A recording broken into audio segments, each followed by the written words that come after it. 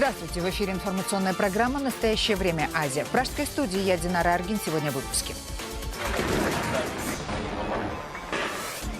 Эрдоган передумал силой свергать Башара Асада. В турецком МИДе его недавние угрозы назвали всего лишь мнением. В Восточном Алеппо, между тем, десятки тысяч человек, пытающихся покинуть город, остаются под ураганным огнем со всех сторон. Моя мать была мертва, моя сестра была мертва, другая сестра выжила. Песни в честь лидера нации Нурсултана Назарбаева, торжественное открытие посвященных ему памятников и мемориальных досок. В Казахстане отметили один из главных национальных праздников – День первого президента.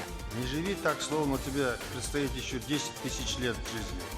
Жизнь коротка. Пока живешь, пока есть возможность, старайся стать хорошим.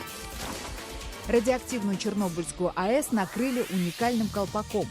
Он будет сдерживать радиацию 100 ближайших лет, пока человечество не изобретет более эффективные методы дезактивации. Идет с установкой нового безопасного конфайнмента, ничто не сможет попасть в окружающую среду. Случайный прохожий стащил из открытой инкассаторской машины в Нью-Йорке 39 килограммов золота. Полиция уже сбилась с ног, но найти похитителя никак не могут. В Казахстане 1 декабря отпраздновали День первого президента. С 2012 года этот день объявлен выходным. Первый, пока что единственный глава страны Ельбасы, лидер нации, принимал в этот день поздравления и подарки от молодежи в столице Казахстана Астане, которая скоро может быть переименована в честь Нурсултана Назарбаева. По крайней мере, такую инициативу выдвинули депутаты парламента. Звезды казахстанского шоу-бизнеса посвятили Назарбаеву песню о нем, которая так и называется «Ельбасы». В ней популярные среди молодежи исполнители воспевали достоинства и исторические заслуги президента. Вот текст этой песни. Вы преодолели трудности, вам верит народ, вы человек, который опережает века. Вы вождь, возглавивший нацию. Будь здоровым и невредимым, рожденный для народа. Нурсултан. Поют поп-звезды. Сам Назарбаев песней остался доволен и дал напутствие молодым казахстанцам. Когда мне говорят, мол, молодежь нынче пошла не та, я отвечаю, так ведь бабушки тоже уже не то, не те. Носки не вяжут, пирожки не жарят.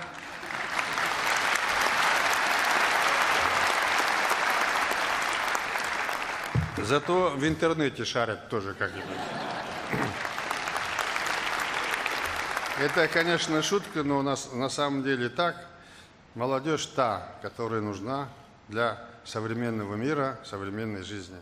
Чествование Нурсултана Абишевича Назарбаева прошло по всей стране. В городе Талдыкурган накануне празднования Дня президента открыли памятник первому президенту.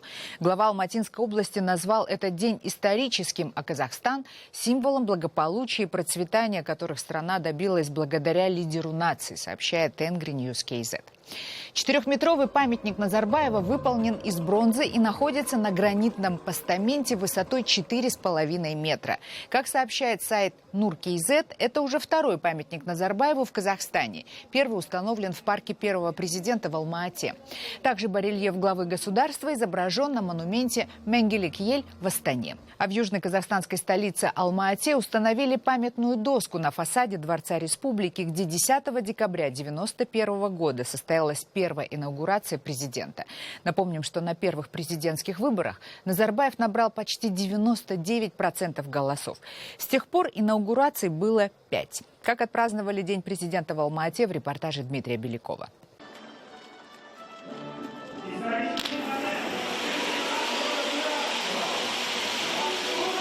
Памятная доска на фасаде Дворца Республики гласит, что именно здесь 25 лет назад была проведена первая инаугурация президента Республики Казахстан Нурсултана Назарбаева. Открытие мемориала посетили сотни алматинцев, в основном преподаватели и студенты, которых привезли ко Дворцу Республики на снятых с маршрута автобусах. Аким Алма-Аты Бауыржан Байбек произнес краткую речь об исторической ответственности и судьбоносных решениях Ельбасы, не забыв подчеркнуть и значимость веренного ему города. Конечно же, как алматинцы, мы особенно гордимся тем, что Алматы – это золотая колыбель нашей независимости. Здесь принимались судьбоносные решения. Был подписан конституционный закон о государственной независимости. Принята наша Конституция.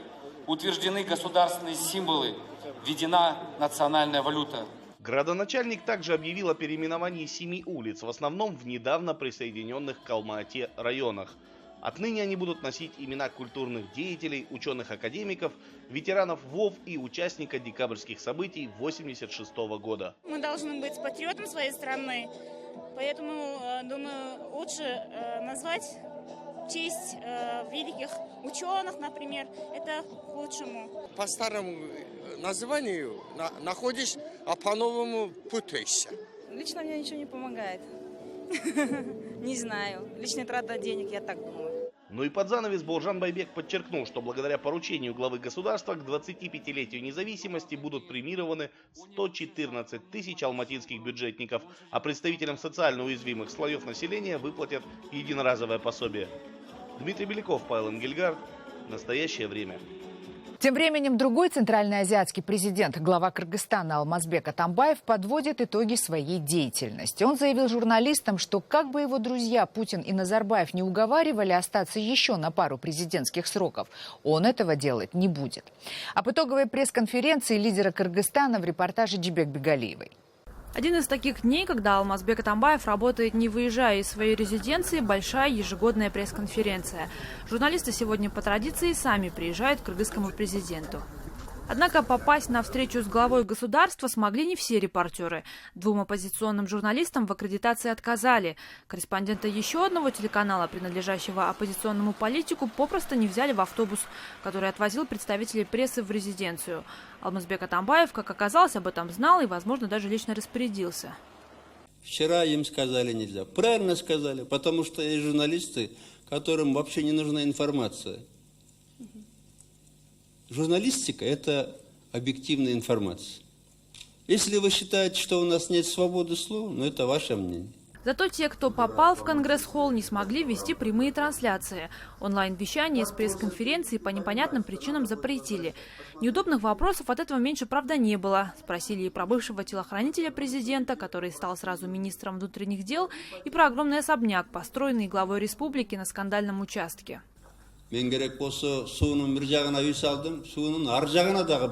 Я построил дом по эту сторону реки. Надо будет построить дом и на другом берегу. Про меня говорили, что мне принадлежала чуть ли не половина Бишкека. Я открыл частную фирму еще в 1989 году. Я заработал деньги честным трудом. Я не мародер. Журналистов иностранных больше интересовали вопросы внешней политики. Главная новость для них – заявление о том, что объединенная российская военная база из Кыргызстана должна уйти, так же, как когда-то американские войска покинули Ганси. Вот меня все упрекают, Атамбаев выставил американскую базу, а российскую оставил. Но имейте в виду, что по российской базе был договор, подписанный с нашей стороны Бакиевым, с российской стороны, я забыл кем. Там было подписано, что российская база вот с этого года, 16-го, 2009 будет оставаться. В 2016 году действующий срок заканчивается. После этого российская база должна была остаться на 45 лет и продлеваться потом на 25 лет после этого. Мы оставили только на 15 лет. 49 и 15. И, конечно, это стоило мне очень много нервов в свое время. Это очень не нравилось и российским министрам. Но я нашел понимание у Владимира Владимировича Путина. Однако Россия, заверила Атамбаев, все еще остается главным партнером Кыргызстана. Тем более с Владимиром Путиным у кыргызского президента отношения особенно теплые. Путин меня тескерисинче гетпе деп бир топ аракет кылды. Путин меня долго уговаривал, что я не уходил. Нурсултан Абишевич тоже уговаривал. Вы же знаете, с Путиным у меня очень хорошие братские отношения. Но я объяснил ему, что у нас народ разный, и дороги у нас разные. Немного расходятся с партнерами по ЕАЭС президент и в вопросах торговли. Продукты из Беларуси, Казахстана и России теперь стоят в республике дешевле местных. А вот продавать кыргызский товар в странах Евразийского экономического союза все еще проблематично. Мы же видим фактически негласную блокаду со стороны наших братских и дружеских соседей. Эта блокада же по фитосанитарии, по ветеринарии, она продолжается. Это очень некрасиво смотрится. Я когда мы были в Астане, я сказал: слушайте, давайте мы будем или равные партнеры, или, говорю, мне это напоминает роман Оруэлла, есть такой, 1984, «Скотный двор», что все животные равны, но некоторые равнее. Всего за 4 часа Алмазбек Атамбаев ответил примерно на 50 вопросов. Затянувшуюся встречу один из журналистов попросил завершить совместным селфи. Делать его президент отказался, предложив взамен просто сфотографироваться. Селфи с молодым корреспондентом политик пообещал сделать через год, когда закончится срок его президентства. Дюбек Бегалиев, Улан Асаналиев. В настоящее время Бишкек, Кыргызстан. Далее в программе. Эрдоган передумал силой свергать Башара Асада. В турецком МИДе его недавние угрозы назвали всего лишь мнением. В Восточном Алеппо, между тем, десятки тысяч человек, пытающихся покинуть город, остаются под ураганным огнем со всех сторон. Моя мать была мертва, моя сестра была мертва, другая сестра выжила. Радиоактивную Чернобыльскую АЭС накрыли уникальным колпаком. Он будет сдерживать радиацию 100 ближайших лет, пока человечество не изобретет более эффективные методы дезактивации. Идет с установкой нового безопасного конфайнмента, ничто не сможет попасть в окружающую среду. Случайный прохожий стащил из открытой инкассаторской машины в Нью-Йорке 39 килограммов золота. Полиция уже сбилась с ног, но найти похитителя никак не могут.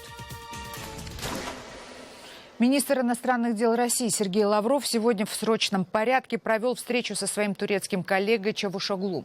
Как было заявлено накануне, министры обсуждали ситуацию, связанную с заявлением турецкого президента Эрдогана о его намерении свергнуть военным путем президента Сирии Башара Асада. После переговоров глава турецкого МИДа заявил, что Эрдоган выразил всего лишь собственное мнение по этому вопросу. А мнений, как известно, может быть много. Позиция нашего президента по отношению к сирийскому президенту Башару Асаду прозрачна. Мы считаем, что Асад ответственен за убийство 600 тысяч человек. Есть и другие мнения. Это нормально. Но мы полностью согласны с Россией по поводу необходимости прекращения огня, гуманитарной и политической трансформации Сирии. В восточной части сирийского Алеппо, между тем, продолжается наступление правительственных войск на позиции повстанцев. Повстанцы объявили о создании общего фронта для борьбы с наступающими правительственными частями. Иными словами, группировки, которые считаются во многих странах террористическими, и умеренные оппозиционные силы будут действовать согласованно. Бои носят крайне ожесточенный характер. Однако военные эксперты склоняются к мнению, что силы повстанцев на исходе, и уже в ближайшие дни армии Асада удастся вернуть мятежную часть города под свой полный контроль. Как сообщает международное агентство со ссылкой на сирийские мониторинговые группы, поддержку с воздуха осуществляет российская авиация. Но Генштаб России это категорически отрицает.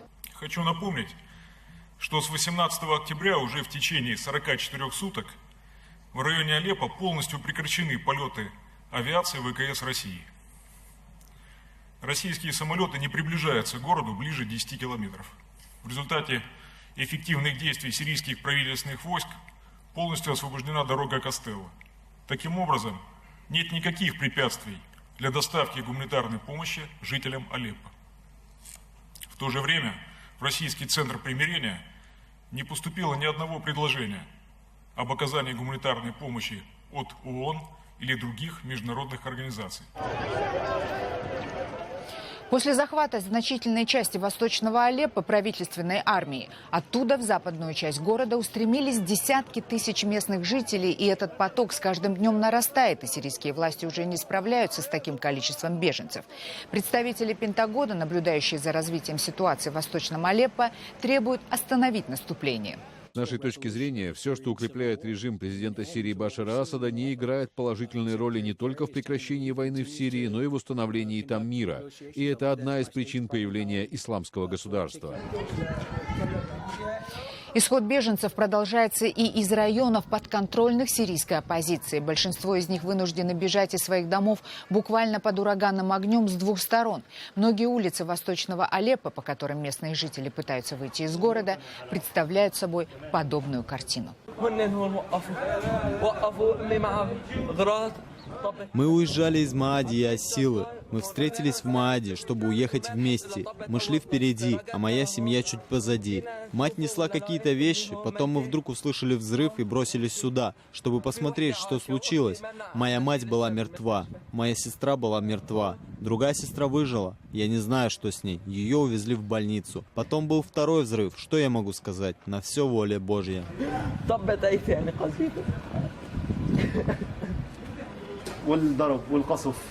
Мы бежали от голода и бомбежек. Дети были очень напуганы. Я сомневался, надо ли ехать. Я делал шаг вперед и 10 назад. Но что еще оставалось? Клянусь Аллахом, во всем Алеппо не было такого человека, как моя жена. Но теперь ее нет. Что мне делать? Да поможет нам Господь. У меня была дочка. Ей было только 11 лет, когда она погибла. Младшая дочь сейчас в больнице.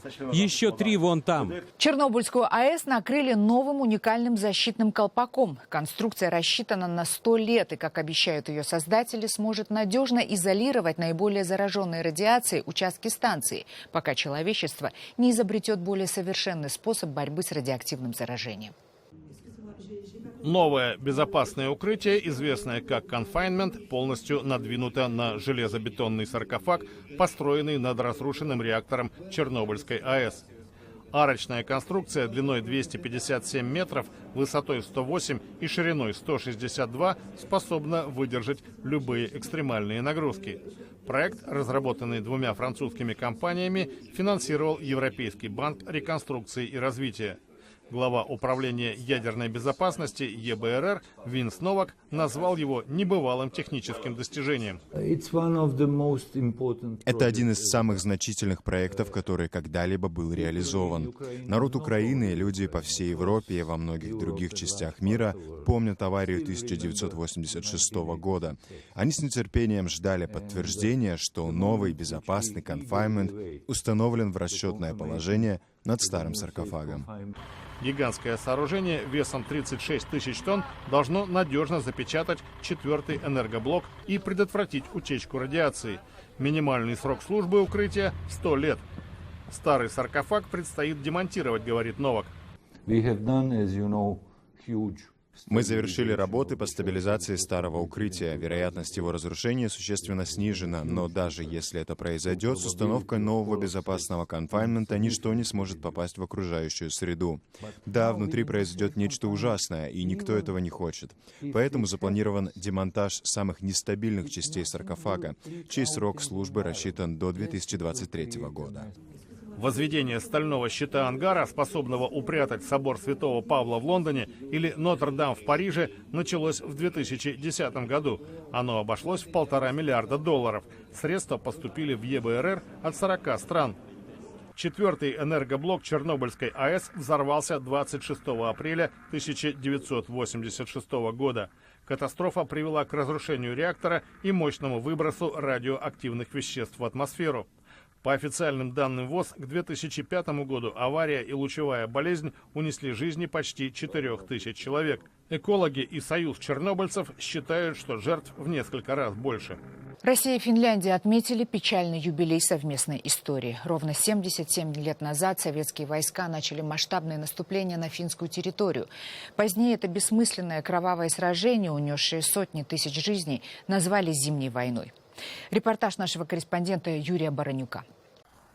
30 ноября на Карельском перешейке заговорили пушки, потому что не смогли найти общий язык дипломаты. Сталин требовал отодвинуть границу до Ленинграда от бывшего финского города Териёки, а теперь Зеленогорска, всего 40 километров.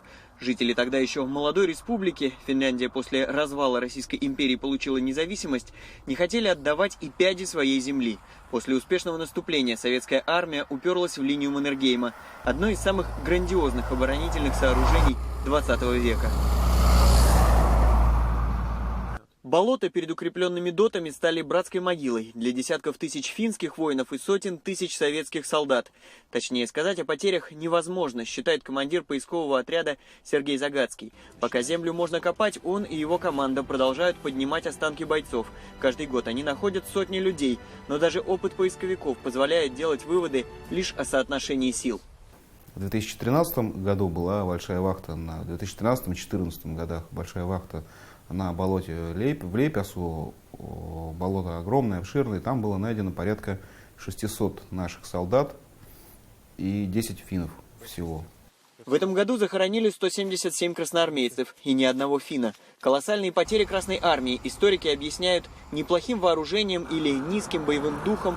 Все это провальная тактика полевых командиров. Например, штурмовать железобетонные доты советских солдат отправляли без маскировочных халатов.